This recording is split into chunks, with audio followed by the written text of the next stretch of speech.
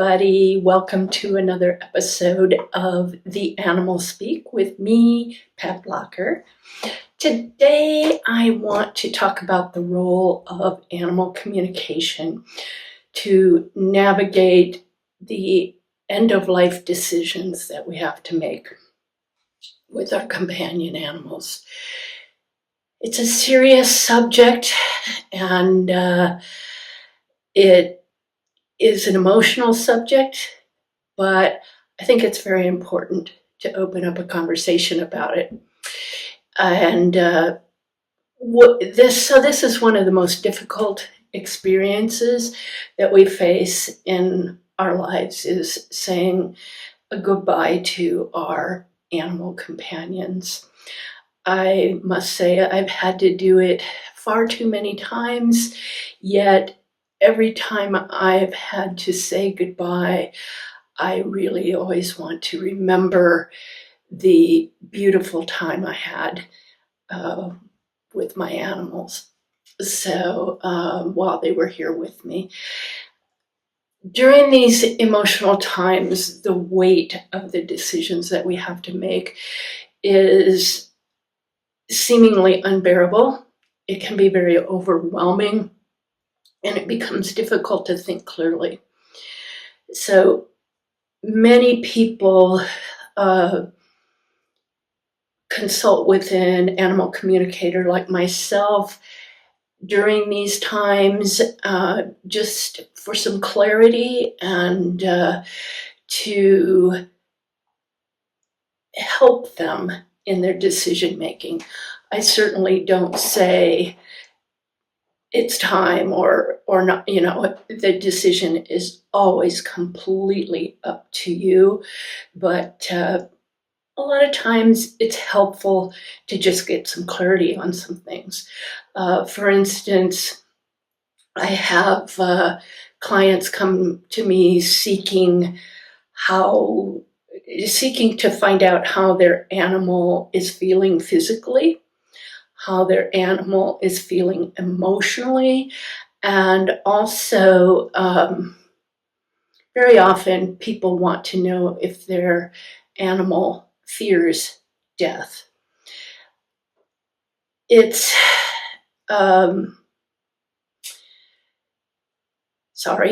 this is an emotional subject for me. Just days ago, my husband and I lost one of our cats, and so it's kind of emotional, but as I said, I feel it's important to talk about this. So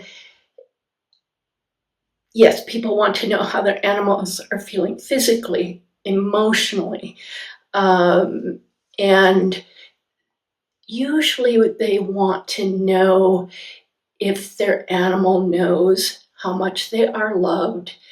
And in the case of assisted euthanasia, people really, really want to know if they know that their animal is aware that they are doing this out of love.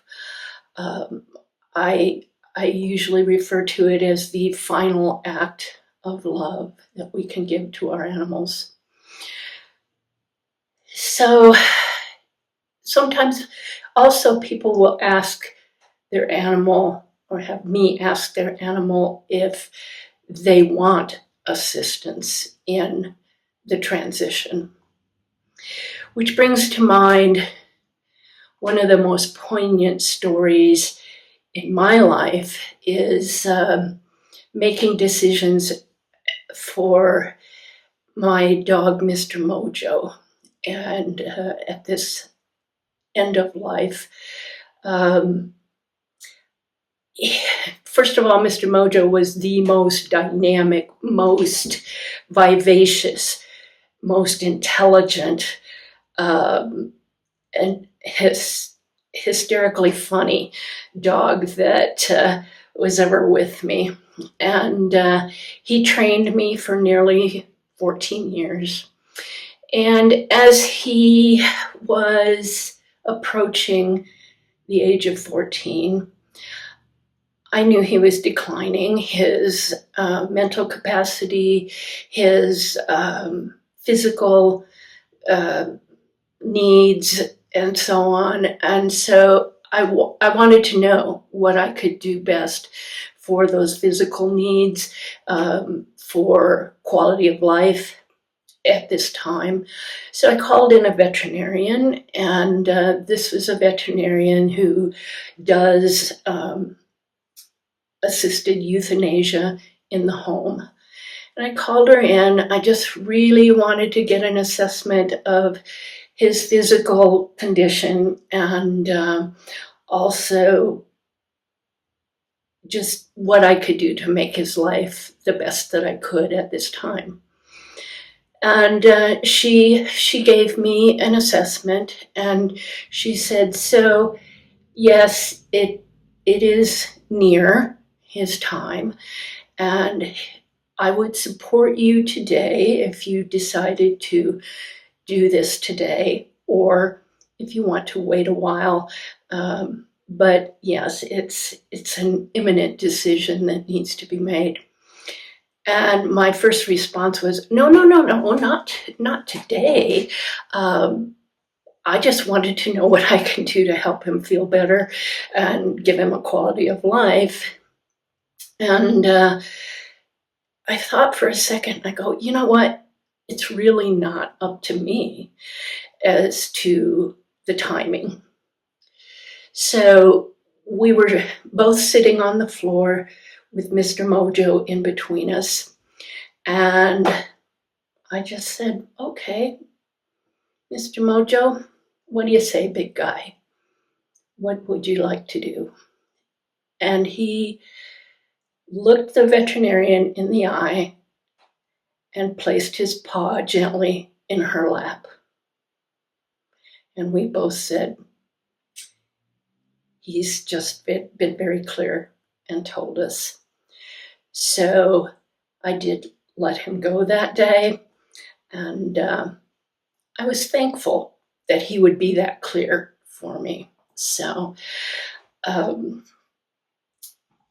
every animal that I have communicated at this time, or communicated with at this time, expresses their love for their human. They know that their human is doing everything that they can. They know it's difficult for their humans, but they do understand that you are doing everything you can out of love for them. And that's also to say that animal communication doesn't end with the animal's passing. I've also helped people with their animals after the animal has transitioned. And the most common question I receive there is people want to know if their animal knows that they are still loved and how very much they are missed. Almost every animal, well, yeah, I think every animal wants their humans to know that they are still with them in spirit, and to encourage them to watch for signs.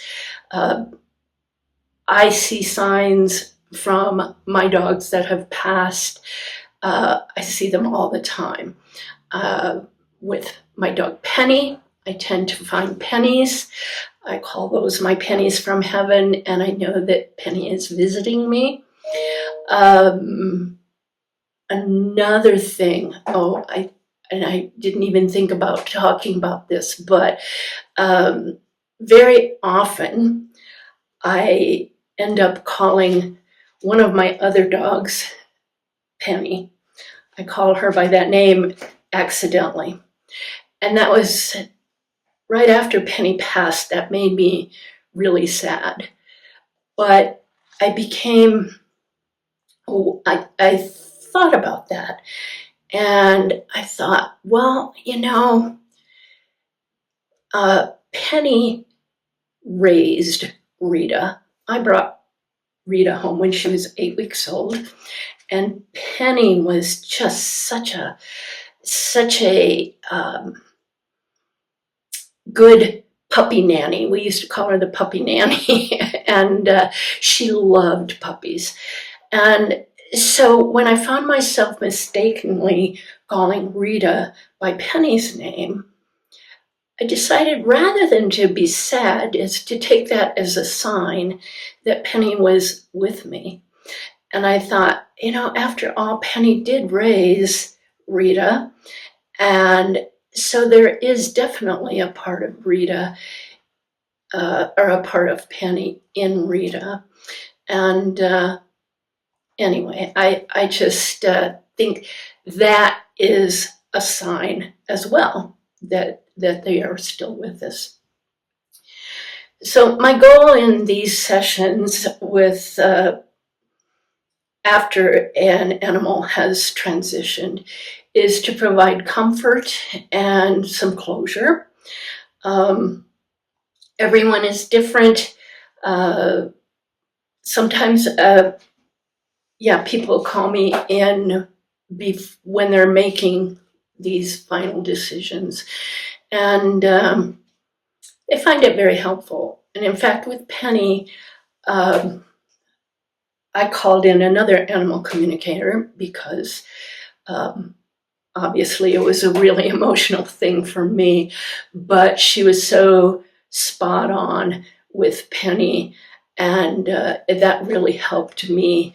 It validated the decisions that I knew I was going to have to make, that I kind of already had made.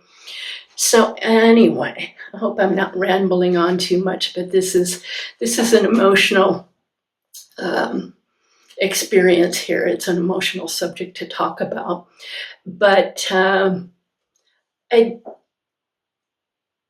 find peace through these connections in helping people to find their own peace, and knowing that their animals are still with them, and continuing to offer them love from the other side. I'd like to make a note here for guardians of dogs that I have written a book. It's co-written by Sarah Pellizzari, who is a clinical social worker and professional dog trainer. As most of you know, I am also a professional dog trainer. So we got together and wrote this book entitled Beyond the Last Walk, Saying Goodbye, Navigating Grief, and Healing After the Loss of a Dog. We wrote this as a personal endeavor. It was a labor of love. It was, we wanted to share our personal experiences, but also give you information on making these difficult decisions. And we wanted to give some gentle guidance and some heartfelt advice, and how seeking the comfort of others, with animal communicators, with therapists, and so on. We wanted this to be a resource for that. So, as always, I have to say my disclaimer that animal communicators do not analyze behavior issues or diagnose illnesses. Always consult your veterinarian or behaviorist for any medical or behavioral concerns regarding your pet.